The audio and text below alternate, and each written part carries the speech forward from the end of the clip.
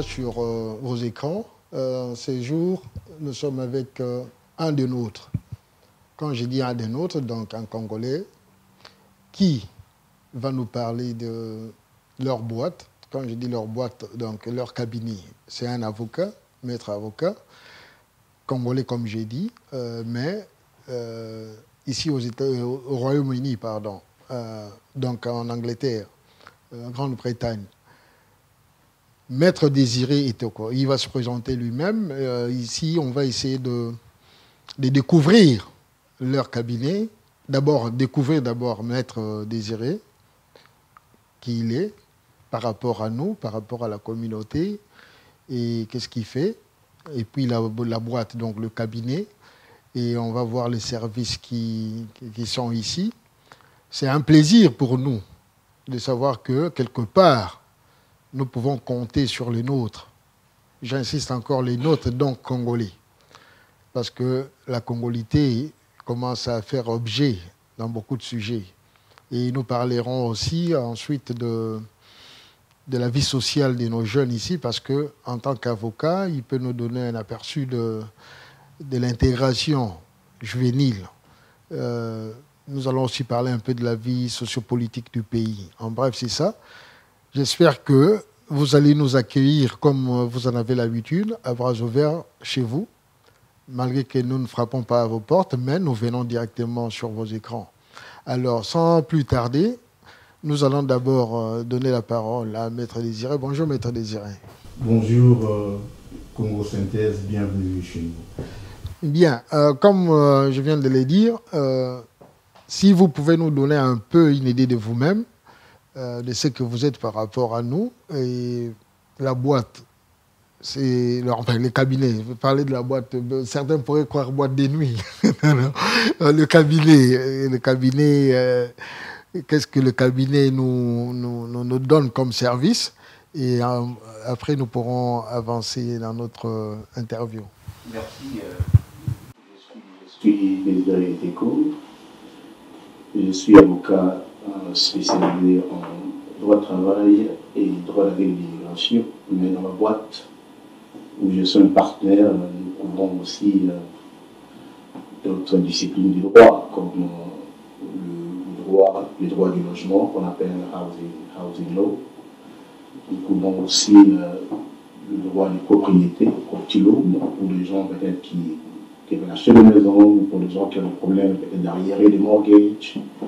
Bon, du côté housing law, effectivement, nous assistons aussi les clients sur des contrats commerciaux, ou sur le conflit ou les litiges entre le bailleur, effectivement, son locataire, des gens qui ont des problèmes, qui sont des sans-abri, homelessness, et effectivement aussi nous couvrons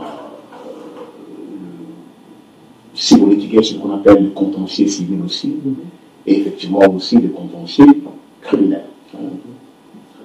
Ça fait combien de temps que vous exercez votre activité? Bon,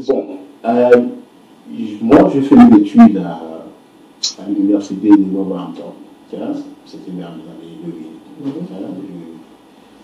J'ai fait mes études là-bas, mais dans un site de Londres. Quand j'ai eu ma licence en droit, je n'étais pas avocat, licence en droit, c'est juste une licence en droit. Donc je devrais effectivement faire le cours de formation d'avocat. Donc j'ai fait une année de post-graduate, le legal practice course. Ça c'est la formation pratique pour effectivement devenir avocat. Et après avoir complété ce cycle-là, je suis allé à Fadigan Company Solicitor à Clapham, où on m'a donné un contrat et j'ai commencé comme avocat stagiaire. Bon, j'ai quitté là-bas, je suis allé dans un cabinet d'avocat de Company Solicitor. Et de là, j'ai complété mon stage et j'étais admis au barreau en 2008. Et là, je suis parti travailler dans un cabinet à Birmingham. Et quand je suis revenu à Londres. Et c'est en 2011 que j'ai décidé effectivement de m'établir. Donc j'ai créé mon propre cabinet en 2011. Mais c'est en 2020 effectivement qu'on a créé ce partenariat. Donc c'est-à-dire je travaille avec des confrères et consoeurs. Et on a créé cette boîte. On fait la question du grand. Ce sont des petites boîtes. Avant, des petits cabinets d'avocats. Mais maintenant, quand vous vous mettez ensemble, effectivement, ça fait un tout. Et c'est ce qui fait que nous sommes grands, c'est pour dire ainsi. Donc, nous couvrons presque toutes les disciplines, notamment ce que je viens de venir avec. D'accord. Et vous êtes basé où exactement? Parce qu'apparemment, vous avez plusieurs branches. Oui, nous avons trois cabinets. Hein. Le premier, c'est vers London Bridge. Le second, c'est à Grays, vers Lakeside. Et le troisième, c'est à Woolwich. Effectivement, on a essayé un peu de couvrir presque tout le pays. Par rapport à votre profession, par rapport au temps que vous avez déjà mis, avez-vous déjà une grande clientèle dans la communauté? Oui, effectivement, de bouche à oreille. De bouche à oreille, j'ai représenté une ribambelle de Congolais, surtout du côté immigration, effectivement. Et le travail qui a été fait, sans que je puisse me jeter de fleurs, le résultat a fait à ce que j'ai quand même une très bonne réputation au niveau de la communauté en termes de qualité de travail et aussi en termes de résultats. Bon, même si l'avocat ne doit pas devoir des résultats à un client, mais dans les psychismes du client, c'est ça. D'accord. Si nous devions parler un peu de l'immigration dont vous êtes spécialisé, dans le temps, des années écoulées, il y a eu vraiment un grand marché, mais avec les nouvelles réglementations, on voit que les demandes d'asile sont vraiment limitées, maintenant presque en baisse. Est-ce que vous trouvez que votre profession pourrait tenir longtemps, surtout dans le domaine de l'immigration? Bon, effectivement, comme je vous ai dit tantôt, je ne suis pas seulement spécialisé en droit d'immigration, en droit d'asile et d'immigration, je suis spécialisé aussi en droit du travail.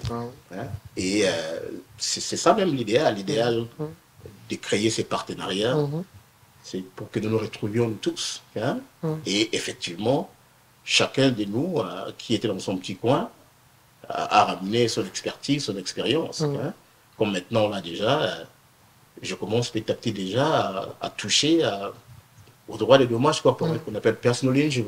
Hein? C'est quelque chose que je n'avais jamais tenté avant quand j'étais dans ma petite boîte avec seulement l'immigration et les droits du travail. Mais maintenant, dans cette grande boîte, effectivement, chacun de nous a ramené son expertise et ça fait à ce que nous puissions aussi évoluer. Mais pour revenir à votre question, effectivement, la question migratoire est multidimensionnelle. Hein? Et le monde est devenu un grand village. Et vous remarquerez, peu importe les mesures restrictives que les différents gouvernements peuvent mettre en place, c'est extrêmement difficile aujourd'hui de contrôler l'immigration. Hein? Donc, il y aura toujours ce besoin-là. Hein? Et l'immigration ne se limite pas seulement à l'immigration individuelle ou à l'immigration, je dirais, à l'asile politique. Non. Hein? Il y a des gens qui viennent ici comme des visiteurs. Et il y a aussi une très grande communauté étrangère qui vit ici. Je ne parle pas seulement des Congolais. Hein? Il y a des Indiens, des Chinois. Ça dit tout le monde est ici. Hein? Et ces gens-là qui sont établis ici ont de la famille. Hein? Sa fille veut se marier ici, on se dit, bon, voilà, pourquoi pas il faut faire venir des frangins bled pour qu'ils viennent effectivement assister au mariage. C'est du travail. Les cas de décès aussi. Les cas de décès aussi. Hein? Donc, et peut-être pour votre information, il y a les statistiques nous font voir que non, il y a plus de plus d'un demi-million de personnes qui sont dans ces territoires, dans le territoire britannique, en situation d'immigration non clarifiée, ou tout simplement, ce sont des illégaux. Okay. Et parmi eux, il y a des gens qui ont des enfants peut-être, qui ont fait des enfants ici, qui, à l'âge de 7 ans déjà, cet enfant-là peut leur donner les droits, effectivement, de résidence au Royaume-Uni. Okay. Donc, en termes du travail comme tel, il y en aura toujours. Hein? Et en tant qu'avocat, effectivement, je peux toujours me démarquer, comme j'ai dit, à chercher peut-être à me spécialiser ou à me spécialiser dans un domaine ou un autre. Et souvenez-vous aussi que non, on vit dans un monde injuste. Et aussi longtemps que nous vivons dans ce monde injuste, l'avocat a du boulot. Oui, une question directe, peut-être un peu pinçante. Souvent dans notre communauté, on est réticent à se confier aux professionnels des nôtres. Disons que un Congolais ou une Congolaise s'est confié à un professionnel congolais. Souvent, il y a la réticence. Avez-vous vécu cela? Et si jamais vous avez vécu cela, comment avez-vous managé la situation et qu'est-ce que vous pourrez dire aux nôtres? Bon. Par rapport à la confidence. Hein, oui. Bon, je dirais ceci. Ne dit-on pas que nul n'est prophète chez lui. Hein? Et ça, c'est une situation qui n'est pas seulement congolaise. Hein? Moi, j'ai des confrères de concerts d'origine nigérienne, ghanéenne, qui font aussi l'immigration. Okay. Hein? Mais vous verrez que non, leurs propres frères et sœurs préfèrent venir chez moi. Ok. Hein? Bon. Et il y a toute une série de raisons derrière ça. Hein? La première, peut-être, bon, voilà, c'est un monsieur ou une dame de ma communauté. Je ne veux pas que mes affaires privées, effectivement, peut-être qu'il va amener ça à la communauté. Hein? Ça, c'est la première des raisons. Hein? La seconde aussi, effectivement, c'est le sérieux. Hein? C'est le sérieux.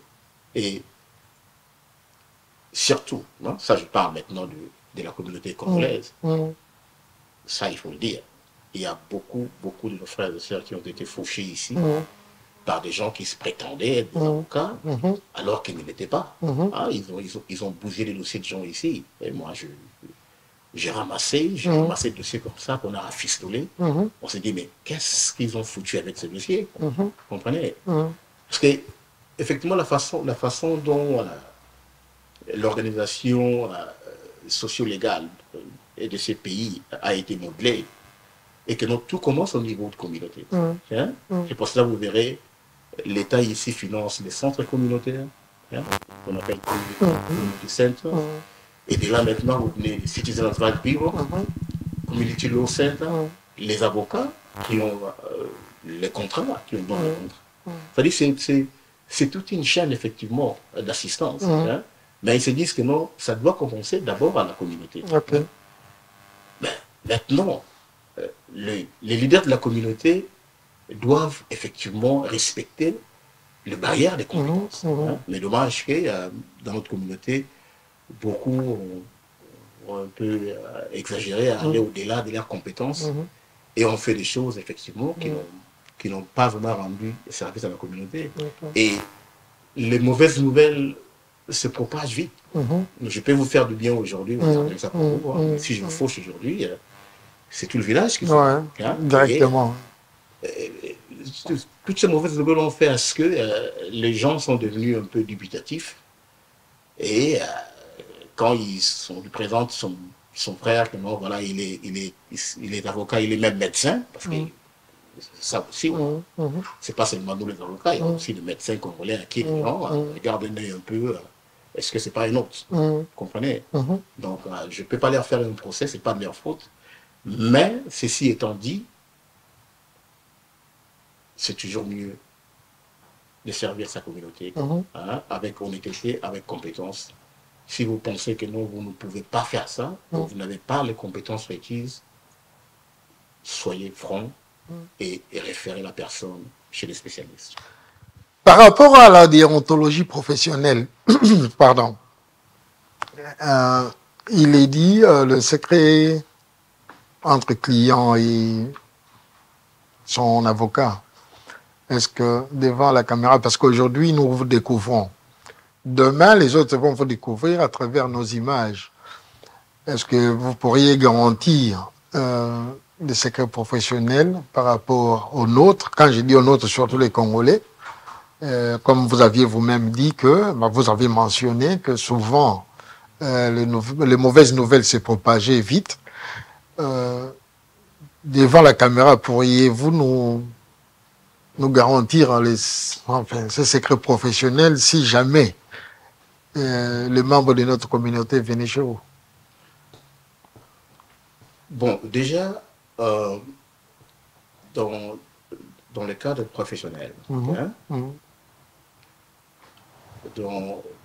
au barreau des avocats, déjà, nous sommes réunis à un strict code de confidentialité. Vous ne pouvez pas révéler les informations d'un client sans son consentement.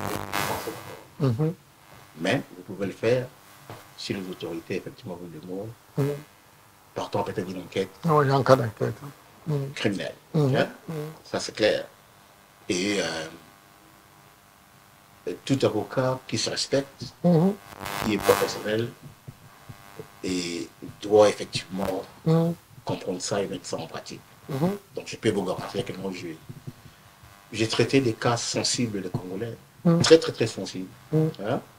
Mais, qui sont restés confidentiels. Parce que légalement, moralement et professionnellement, j'ai cette obligation.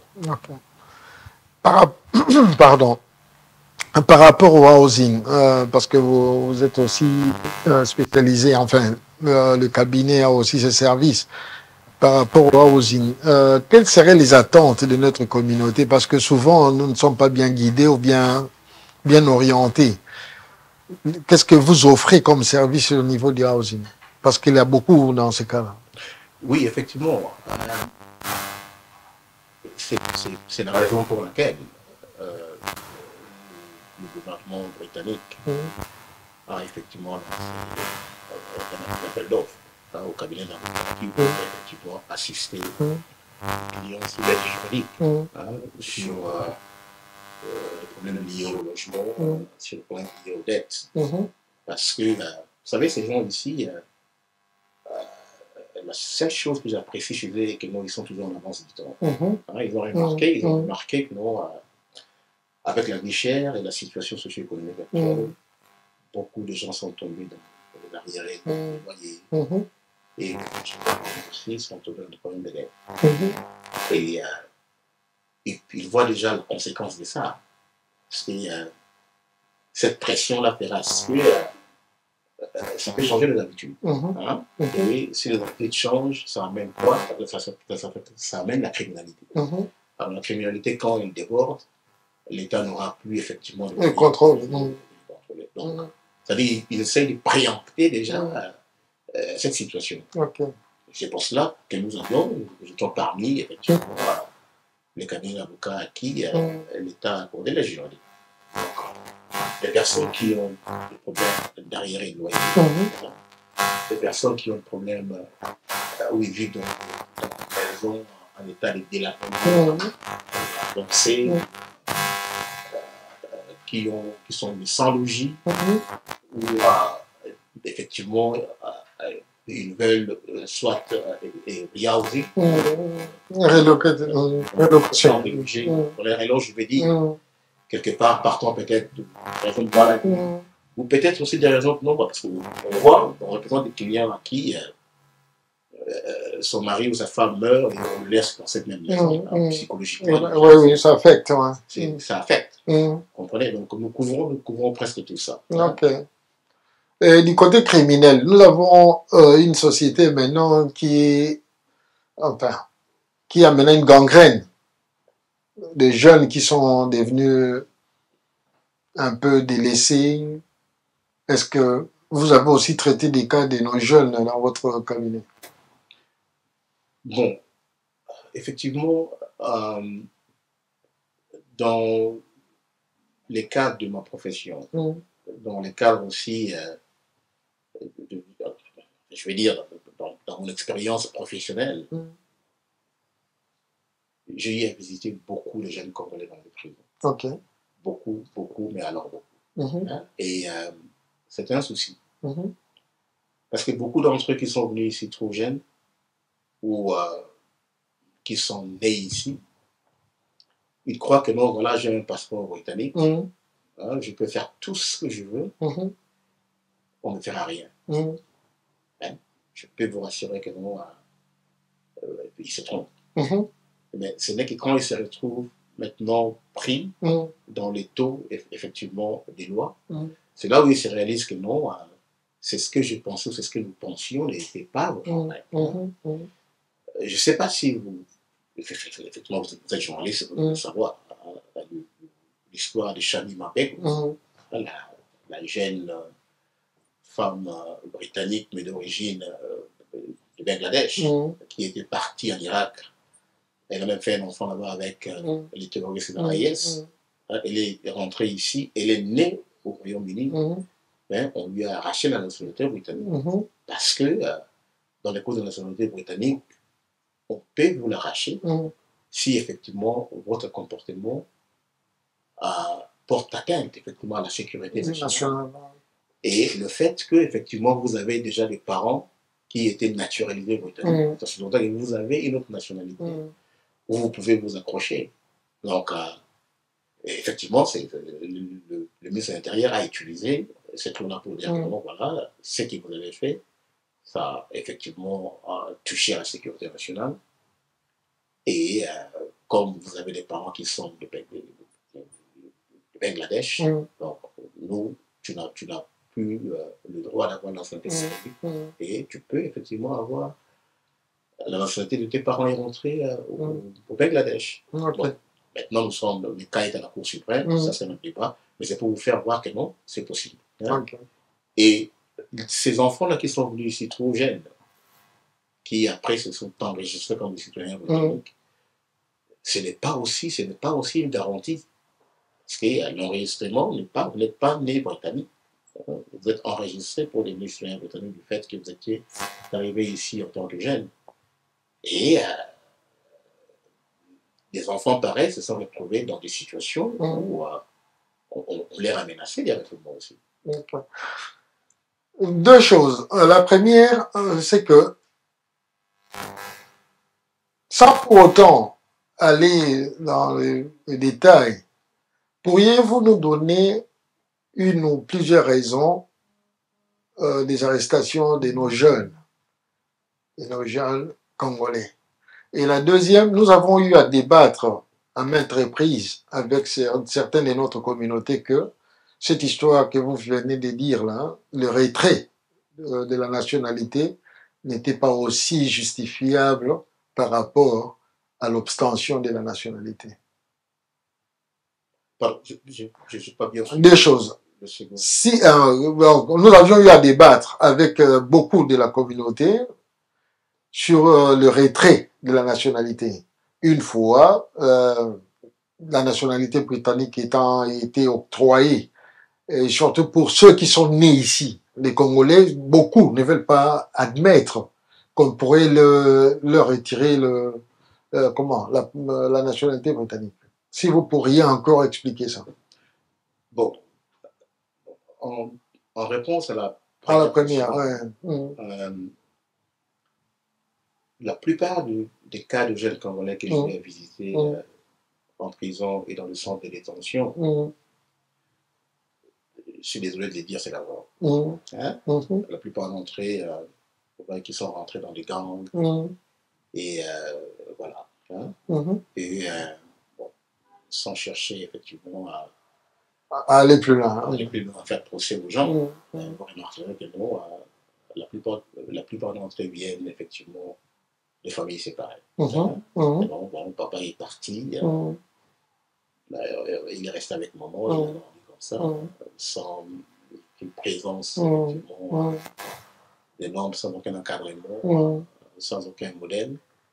Et effectivement, il se retrouve dans la rue. Et effectivement, quand la rue gère déjà ton enfant, tu es mal barré. Donc, c'est ça. C'est ça la plupart des cas. La drogue. Et pour répondre au second volet de votre question, c'est clair. Je vous ai donné le cas de la dame. Le cas jurisprudentiel. De Chalima Bego. Même si le cas est maintenant à la Cour suprême, mais c'est un cas jurisprudentiel flagrant qui prouve effectivement que non, on peut arracher la nationalité, même à une personne née au Royaume-Uni, si cette personne-là est née de parents qui eux-mêmes étaient naturalisés et qui ont aussi une origine. C'est possible. Ok. Je vais aller quand même directement à ces sujets parce que vous venez de me le dire. Nous avons dans notre communauté un cas d'un Congolais qui est venu ici, qui a demandé refuge ici, qui a eu la nationalité, qui a fondé famille ici, mais qui s'est retrouvé en rébellion avec le M23. Il a fait des déclarations qui sont dans les systèmes médiatiques. Est-ce que cette personne, selon la loi, c'est un Britannique, est-ce qu'il porte atteinte à la sécurité nationale? Parce que la loi dit ceci. Tout citoyen ou toute citoyenne britannique qui va s'enrôler dans une rébellion combattant un État autonome, normalement devait se retrouver dans une situation de retrait. Est-ce que dans ces cas des Congolais, les M23 aussi fait partie de cette catégorie de... Oui, effectivement. Sauf que les gens tout ce qui importe sur les gens, c'est le passeport. Le passeport rouge. Mais ils ne voient pas quelles sont les obligations. C'est bien beau. Vous allez, vous remplissez les formulaires, ou peut-être vous allez chez un avocat, il vous aide effectivement à traiter le dossier. Et les jours où ils vous appellent que non, voilà, écoutez, je vais recevoir la décision du ministère de l'Intérieur, on vous accorde la nationalité. C'est la fête. Et les jours même aussi où vous allez prêter serment. Les gens, bon, je ne sais pas, peut-être par barrière l'imbécile, peut-être par d'autres raisons. Lisez les textes. Les textes d'allégeance après. Lisez ces textes-là, parce que les gens vont juste répéter ça comme ça. C'est un serment que vous prêtez, que non, voilà, je vais protéger l'intégrité de la nationalité britannique. Alors, si il y a des évidences qui prouvent effectivement ou qui pointent à la direction opposée, le ministère de l'Intérieur ou le ministère a le droit effectivement de vous arracher la nationalité sur la base que non, votre conduite n'est plus effectivement favorable aux mœurs britanniques. Donc nous pourrons dire que nos frères et sœurs qui vont s'enrôler dans les rébellions en RDC pourraient être sujets au retrait de leur nationalité. Ben, effectivement, parce que aussi il faut aller plus loin. Il ne faut pas seulement se limiter au code de la nationalité britannique. Il faut aussi aller plus loin. Parce que le Royaume-Uni est signataire des traités de conventions internationales, notamment effectivement à la Déclaration des droits de l'homme et les Nations Unies, où effectivement, dans la Charte des Nations Unies, il est interdit soit de participer, ou soit effectivement, en tant que pays, d'aller agresser un autre pays qui est signataire effectivement de la Charte de l'ONU. Donc, même déjà dans les traités et conventions internationales, effectivement, si vous tombez dans ce cas-là, le ministère de l'Intérieur peut l'utiliser comme évidence. Et justifier la décision, effectivement, de vous arracher la nationalité. Ok. Parlons un peu de notre communauté ici. Vous, en tant que juriste, comment trouvez-vous notre communauté? Est-ce qu'elle intègre facilement les normes de cette société britannique dans laquelle nous nous trouvons? Bon, je ne saurais pas où je ne pourrais pas me mettre à donner des points. Non, non, juste les statistiques, si nous intégrons. Bon, vous savez, la notion d'intégration est multidimensionnelle. Okay. Hein? Et nous devons remonter dans le temps. Hein? Je me souviens, la première vague des Congolais qui sont venus ici, c'était dans les années 90. Hein? On avait entendu parler. 40 d'entre eux sont venus du Nigeria. Et effectivement, ça avait fait bouger la communauté. Et à cette époque-là, c'était une très petite communauté. Donc, si nous prenons l'année 90 comme référence, donc ça fait maintenant plus de 33 ans qu'il y a vraiment présence de la communauté, comme vous l'avez dit. Mais, est-ce qu'en tant que communauté, nous avons vraiment évolué, nous sommes vraiment imposés comme tel? Moi, je crois que non, les efforts ont été fournis par certains. Mais globalement, nous avons encore du chemin à parcourir. Hein? Ce n'est pas que nous sommes rien, nous sommes bêtes, mais sauf que nous ne nous sommes pas encore découverts. Hein? Et moi, je me souviens, un jour, on était en réunion avec le député de Islington, Jeremy Corbyn. À un moment donné, il était vraiment, en tout cas, dans la communauté. Hein? Je me souviens, il avait dit quelque chose qui me restait à l'esprit jusqu'à aujourd'hui. Il a dit, you have a huge community, but we can't see you, we can't hear you. C'était profond. Hein? Vous savez, si vous pouvez expliquer ça en français pour nous. Vous savez, il dit, vous avez une grande communauté, mais on ne vous voit pas, on ne vous entend. Cela veut dire Cela veut dire que non, mais comment on veut vous voir, on veut vous entendre. Hein? C'est-à-dire, on veut vous voir vous imposer comme les Asiatiques, comme les Ghanéens, comme les Nigériens. Oui, mais maître, s'il y a eu cette réticence ou bien cette absence, c'est par rapport à ce que vous aviez dit, le barrage linguistique. Beaucoup ne pouvant pas s'exprimer convenablement ou ne pouvant pas entendre ce qu'on disait, souvent, qu'est-ce qu'il faisait? Il devenait timide ou s'éclipsait carrément. Donc, c'est pas une des raisons fondamentales. Oui, effectivement, c'est ça. Mais, souvenez-vous, je vous avais dit tantôt, l'organisation sociale, en termes sociaux légaux dans ce pays, et que le pays a remarqué, oui, nous recevons des étrangers ici, qui peuvent avoir des différents problèmes, notamment les problèmes linguistiques.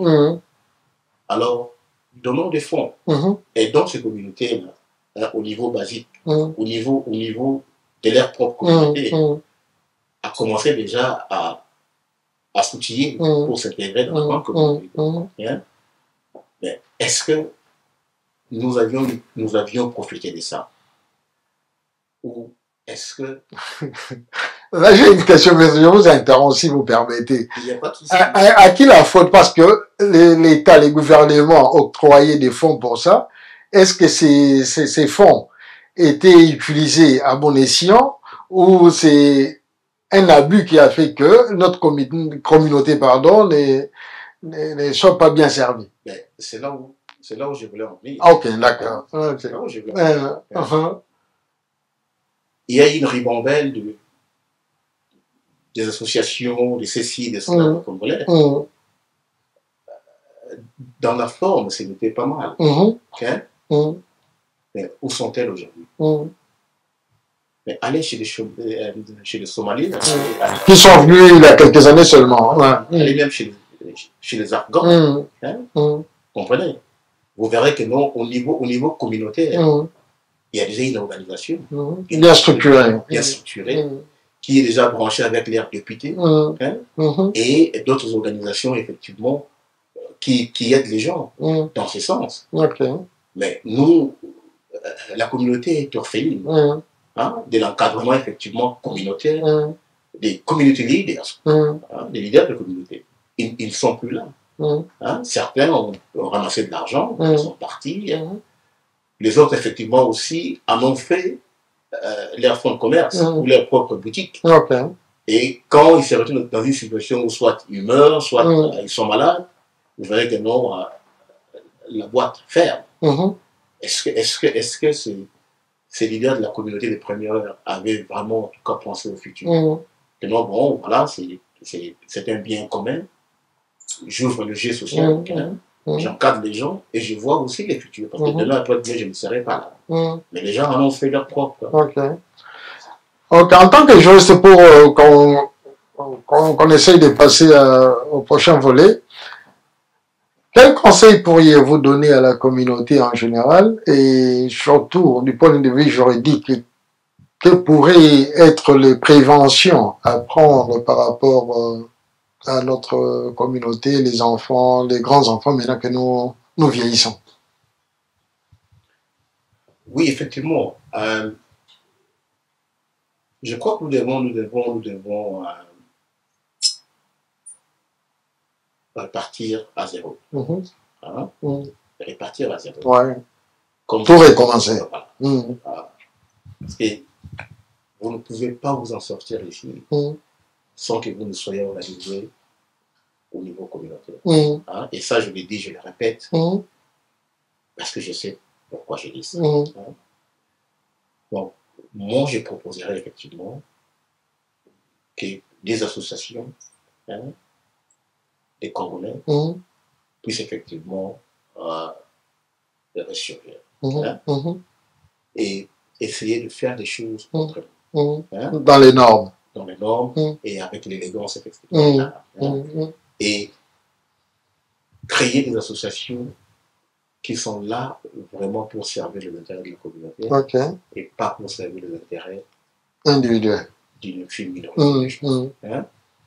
Et à partir de là, maintenant, ils pourront créer ce que nous appelons le networking.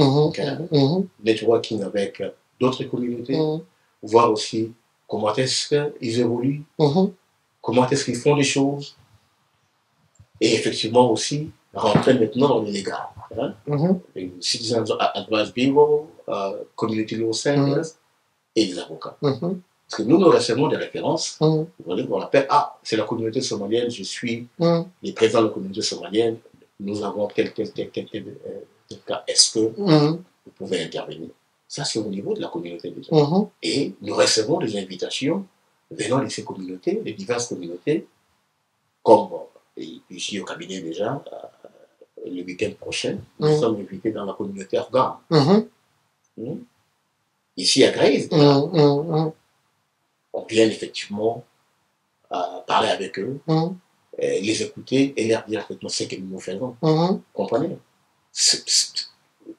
Comme je vous ai dit tantôt, comme Jérémy Covid l'avait dit, si on ne vous entend pas, si on ne vous voit pas, non, pas d'intégration.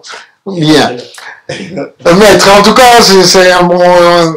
comment je pourrais dire ça? Comment est-ce que je pourrais mettre ça? C'est un avantage d'être venu ici pour nous, d'avoir appris certaines choses et d'avoir confirmé certaines autres. Maintenant, nous allons un peu passer. Vous êtes Congolais, vous êtes ici, mais les regards du pays vous dit quelque chose en tant que Congolais, n'est-ce pas? Effectivement, bien sûr. Vous n'avez pas oublié le pays? Non, du tout. Et comment vous pouvez analyser la situation sociale d'abord du pays en ce moment? Selon votre aperçu. Bon, en des mots, il est catastrophique. En des mots déjà, d'emblée, il est catastrophique. Mais il faudra se poser une question maintenant. Pourquoi on en est là? Deux, trois raisons que vous pouvez... Je crois que l'économie, le social et la politique, et ça, elles vont de pair. Elles vont de pair. Parce qu'elles s'interactent et elles s'influencent. Effectivement. Donc, nous avons un problème sérieux sur le plan politique. Hein? Vous êtes juriste. Aujourd'hui, nous voyons le fléau Kuluna au pays. C'est à peu près ce que vous aviez dit ici. Ici, nous avons donné la raison de la drogue. Et au pays, le fléau Kuluna. Quelle pourrait être la principale raison? Bon, c'est simple. C'est simple. Personne n'est né criminel. Hein? Personne n'est né criminel. On le devient. Hein? Et pour qu'une personne qui est née aujourd'hui devienne un citoyen utile dans la société et l'État doivent investir dans la personne. Hein? Déjà, dès le premier jour de sa naissance. C'est pour ça que vous voyez chez nous ici, l'enfant qui naît, il a droit au Tchad, déjà. Hein? Pour le supporter. Et si les parents ne travaillent pas, l'État, effectivement, aide. Parce qu'il puisse avoir le moyen, les capacités pour donner à cet enfant-là une chance dans la vie. Hein? Si il n'y a pas ce genre de structure, si les parents n'ont pas de moyens, qu'est-ce que vous attendez de ces enfants-là?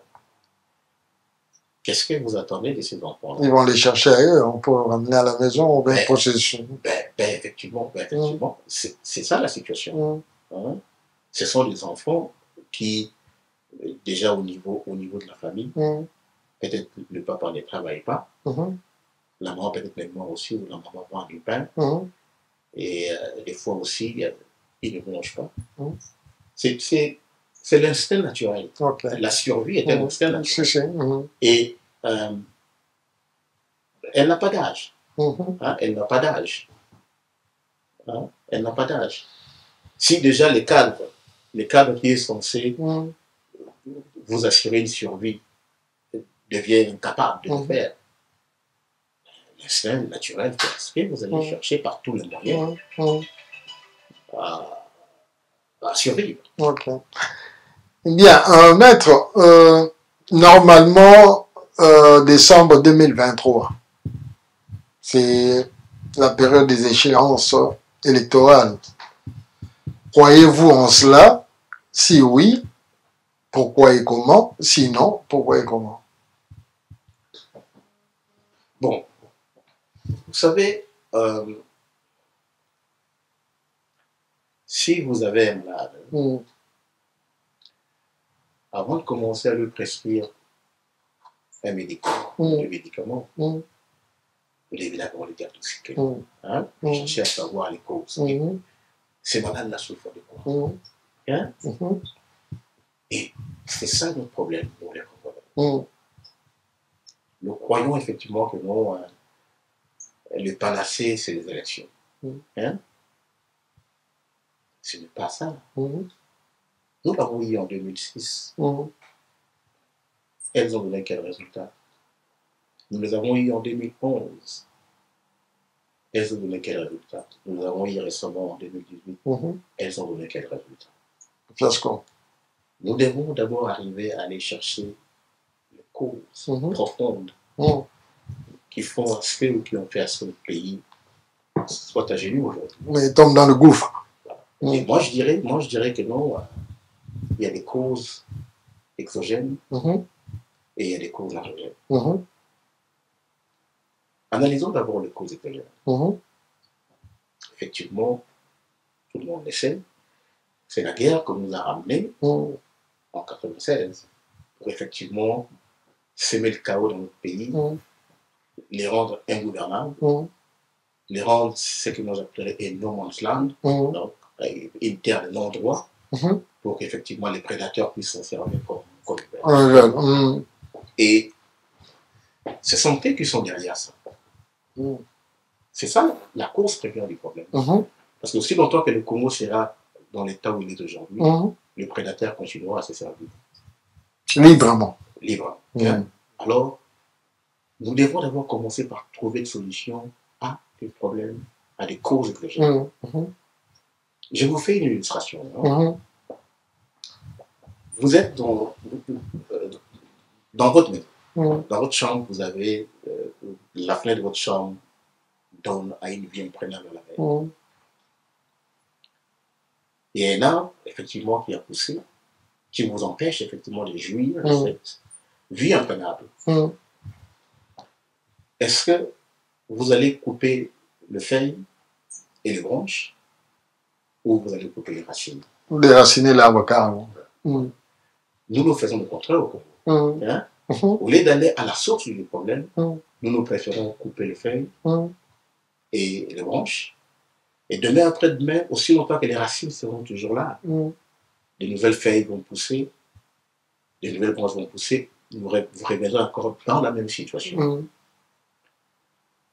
En 2018, tout le monde criait qu'Abela doit partir à l'élection, patati patata. Mais 4 ans après, nous sommes revenus encore dans la même situation. Qui croyait qu'aujourd'hui, les Congolais allaient clamer Kabila encore? Personne. Vous comprenez? Parce que ce n'est pas les élections, ce n'est pas les hommes, c'est le système. Hein? Aussi longtemps que nous n'arriverons pas à déraciner le système qu'on a implanté chez nous, on changera 50 000 présidents, on fera 50 000 élections, rien ne marchera. Hein? Et ça, moi, je mets à défi nos dirigeants soit de l'opposition.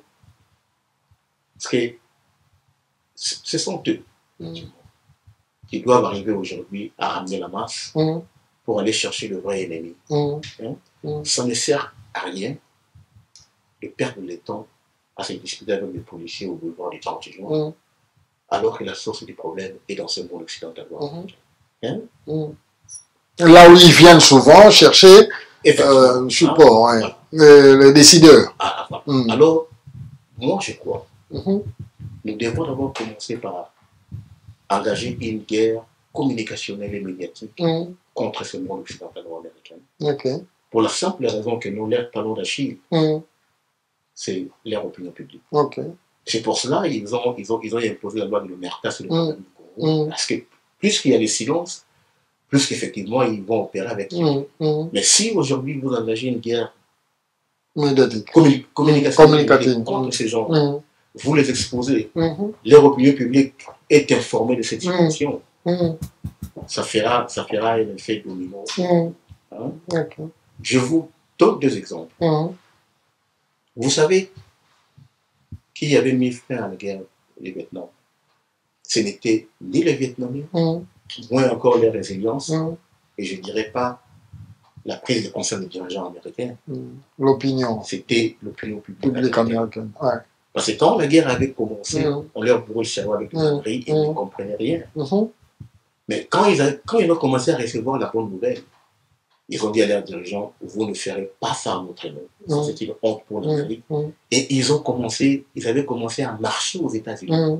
Ça avait même déstabilisé l'économie américaine. Le président Johnson n'avait pas eu d'autre choix que de ramener effectivement les troupes au Bercail.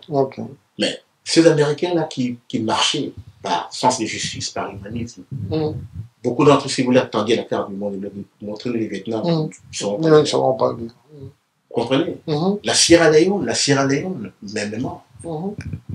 Quand effectivement l'affaire de la Sierra Leone a commencé à être médiatisée, les diamants de la honte, les diamants du sang, les acteurs des cinémas ont pris l'affaire en main. Ces prédateurs ont fini par lâcher la Sierra Leone. Moi, je crois aujourd'hui, les dirigeants politiques comme Moïse Katumbi, Martin Fayulu, Adolphe Muzito, pour ne citer que c'est là. Pourquoi pas le président lui-même? Bon, effectivement, ils prennent. Non, bon, lui, il est de pouvoir. Je prends l'opposition. Ils prennent leur avion.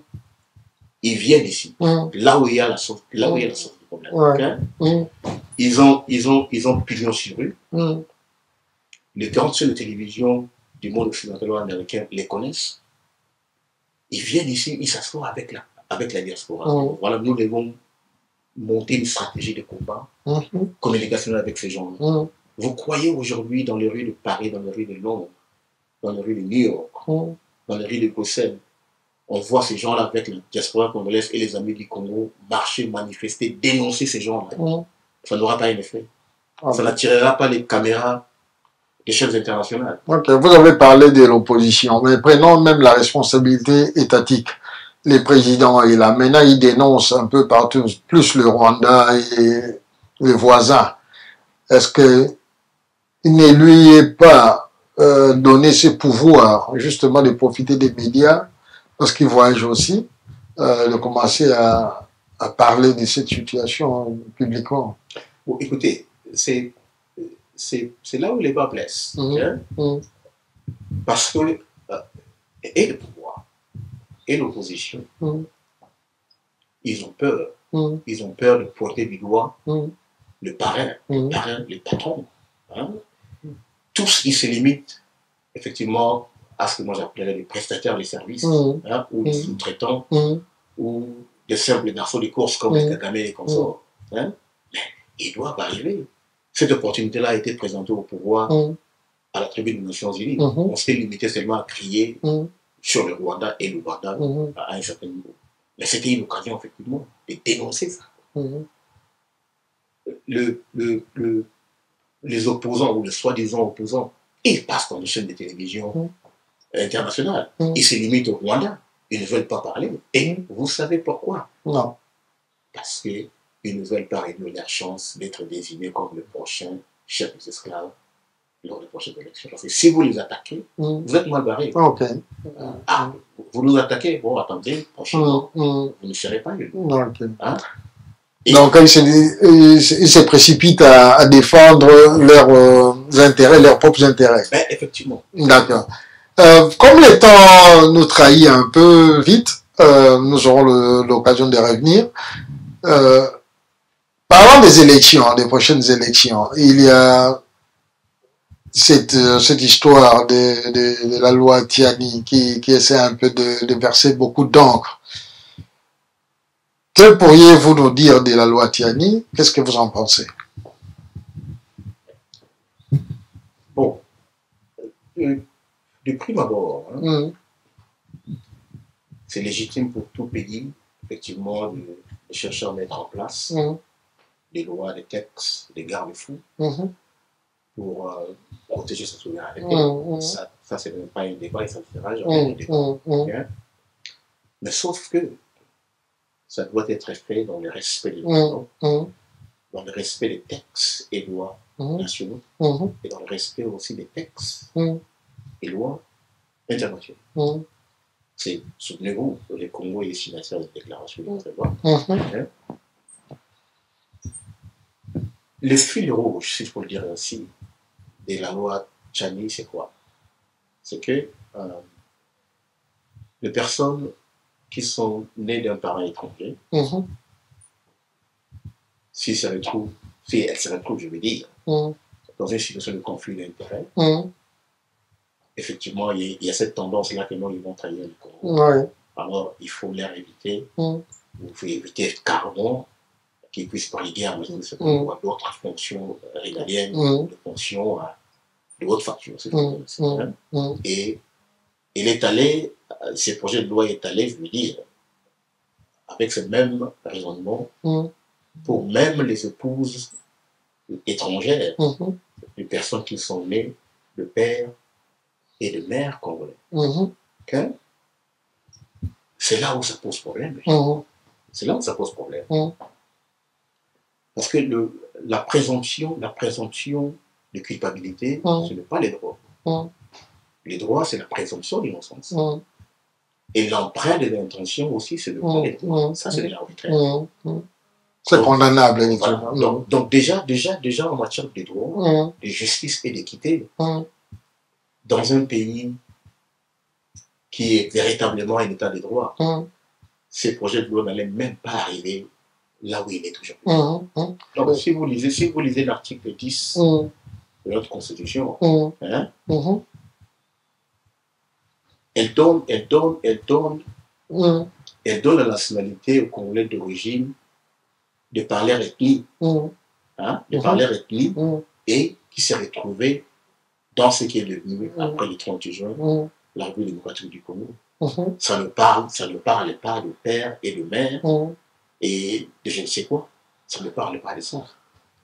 D'accord. Parce que le temps nous trahit. Êtes-vous d'accord ou pas d'accord pour ou contre ce projet de loi? En tant que juriste d'abord. Oui. Et après en tant que Congolais. Comme je dis tantôt,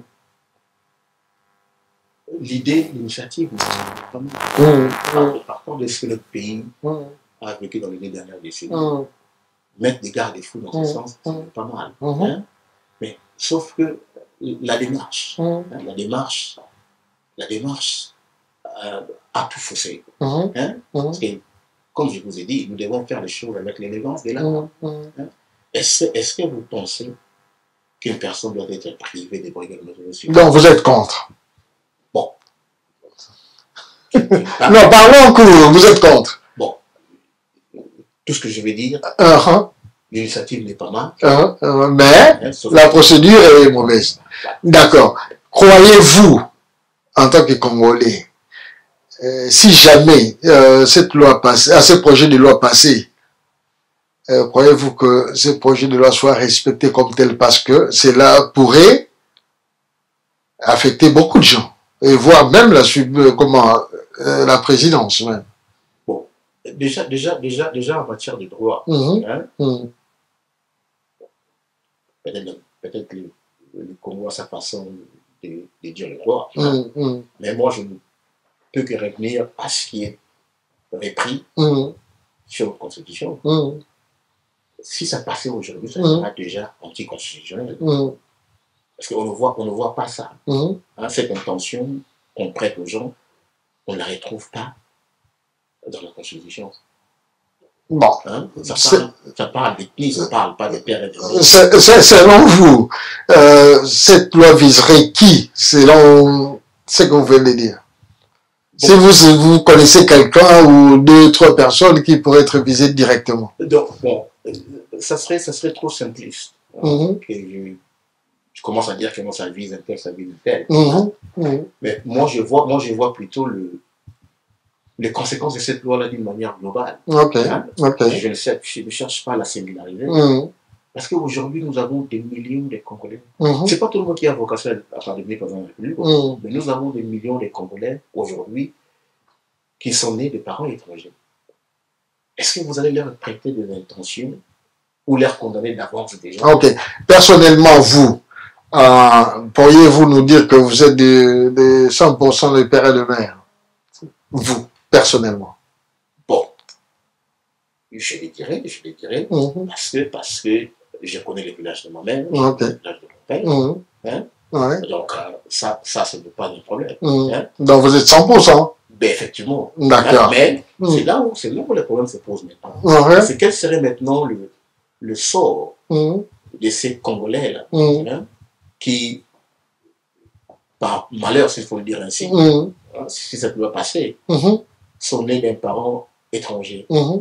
Donc, ils seront considérés comme des Congolais de seconde zone. Ça pourrait créer même une fracture sociale. C'est ça les dangers. D'accord. Bien, nous arrivons à la fin de notre émission, malheureusement. Juste une question. Viendrait-il un jour où vous pourriez, retourner au pays, briguer un mandat quelconque, et que si vous avez quelque chose à dire à notre communauté ici au pays, ce serait quoi? Bon, pour le moment, j'ai mon petit pays ici. J'aime mon pays. Je retourne de temps en temps. Mais je n'ai aucune ambition politique pour le moment. Là où je suis, je crois que... vous gagnez bien votre pain. Je suis tranquille ici. Je ne sais pas si, effectivement, le pays a besoin de... Mais si le pays vous appelait, par vos capacités, vos qualités, vos compétences. Oui, effectivement. Tout ce que j'éviterais, c'est la compromission. Donc, je n'irai pas comment dire, supporter un régime qui est dictatorial peut-être, ou un régime qui qui ne respectent pas les droits de l'homme, juste parce qu'une opportunité s'est offerte. Ok. En tant que citoyen congolais, bien que britannique, avez-vous, une tendance politique, bien qu'à l'étranger, par rapport au pays? Une tendance politique quelconque? Ici, non, au pays, vis-à-vis du pays. Bon. Tendance politique. Ok. Avez-vous un sentiment quelconque par rapport à un parti politique où vous pourriez émerger un jour, en ce moment précis? Laissez-moi vous dire une chose. Ça, c'est mon opinion personnelle. Ok. La classe politique congolaise l'a déçu. Toute tendance confondue. Donc, pour le moment, je ne vois pas personnellement. Ok. D'accord. Ok. Si vous avez un message personnel, quelque chose dont nous n'avons pas parlé, en 2 minutes, parce qu'on arrive à la fin. Oui. Merci d'être venu chez nous. Si un message à donner, je dirais seulement 2 choses. La première, nous avons un grand pays. Nous avons un beau pays et nous avons un pays potentiellement riche. L'état dans lequel se trouve notre pays aujourd'hui est lamentable. Nous, Congolais, nous devons nous prendre en charge. C'est une honte aujourd'hui. Et partout, même au niveau médiatique, il faut des gens comme monsieur Onana qui viennent parler pour le Congo. Il faut des personnes comme madame Mikel Avant qui viennent parler du Congo. Disons des étrangers. Mais nous-mêmes, nous sommes où? J'apprécie certains journalistes de la diaspora qui sont dévoués. Pour des raisons personnelles, je me tairai de citer le nom. Mais ce n'est pas assez. Ce qu'ils sont en train de faire, ce n'est pas assez. Ils font de leur mieux. Mais nous devons faire plus. Ça, c'est pour notre pays. Pour la communauté de la diaspora, enfin pas la diaspora, mais la communauté congolaise ici au Royaume-Uni, je dirais que nous, il y a beaucoup de valeurs. Il y a beaucoup de valeurs en nous, il y a beaucoup de potentialités, mais sauf que nous ne savons pas les exploiter. Et pour le mettre en valeur, pour le mettre en lumière, nous devons faire un effort de nous intégrer et nous devons faire un effort de comprendre comment les systèmes fonctionnent ici. Parce que si on reste dans la logique où, voilà, moi, je suis congolais, je vis ici, mais ma vie est au Congo, effectivement, on doit. Et on commence déjà à les voir. Parce que, regarde l'histoire de beaucoup de nos enfants aujourd'hui, parce que l'encadrement, effectivement, fait défaut. Il faudra qu'on fasse un effort que nous puissions vraiment nous intégrer. D'accord. Pour vous contacter ou venir vous voir, est-ce que nous pourrons avoir l'adresse? Oui. L'adresse du cabinet de London Bridge, c'est numéro 7 au numéro 14, Great Dover Street, London SE1 4YR. Pour les cabinets de Grays, c'est 4A London Road, RM17 5XY. Le téléphone? Le téléphone, c'est 075 383 06 724. D'accord.